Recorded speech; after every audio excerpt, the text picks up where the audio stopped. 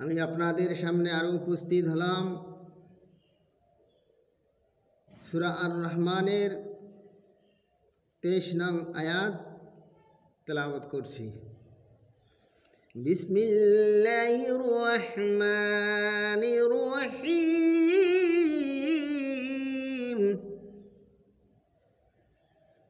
ওয়ালাহুল জাওয়ারিল মুনশাআতু ফিল বাহরি কাওয়ালাম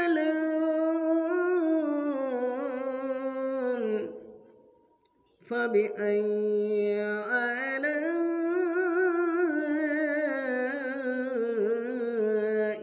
রাব্বিকুমা তুকাযযিবান।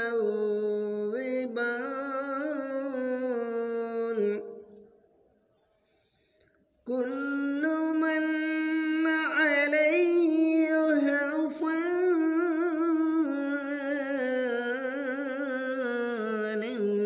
ওয়া ইয়াবকা ওয়াজহু রাব্বিকা যুল জালালি ওয়াল ইকরাম।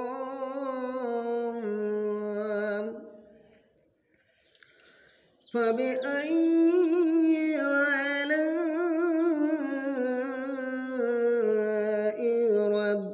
ربكما تكذبان.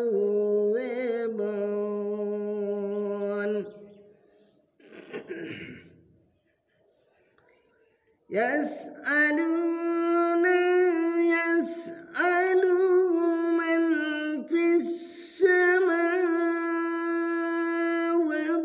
والأرض كل يوم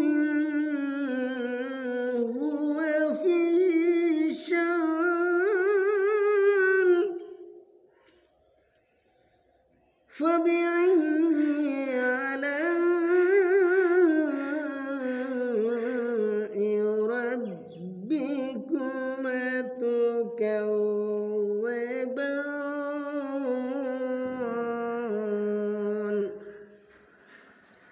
سنفرغ لكم أيها الثقلان.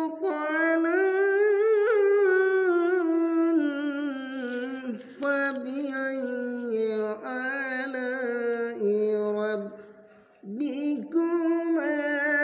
تكذبان.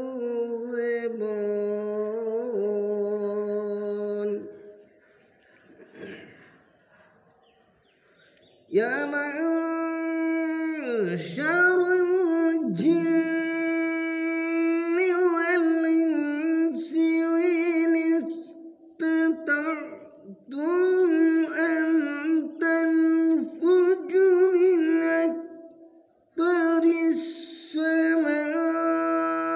السماوات والأرض فانفذوا لا تنفذون إلا بالسلطان.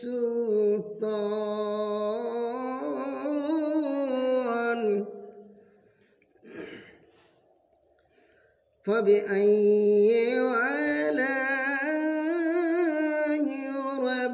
ربكما تكذبان.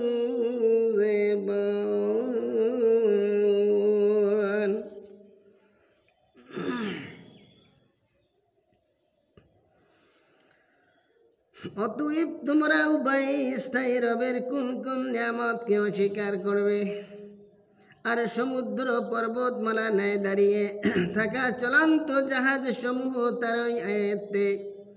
অতএব তোমরা উভয় স্থায়ী রবের কোন কোন নিয়ামতকে অস্বীকার করবে। ভূপৃষ্ঠের উপরে সব কিছু ধ্বংস হবে, একমাত্র মহিমাময় ও মহত্ব রবের সত্যই অবশিষ্ট থাকবে। অতএব তোমরা উভয় স্থায়ী রবের কোন কোন নিয়ামতকে অস্বীকার করবে।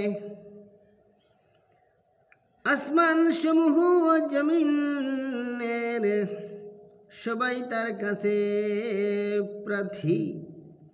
তিনি সর্বদাই কোনো না কোন কাজে রত আছেন।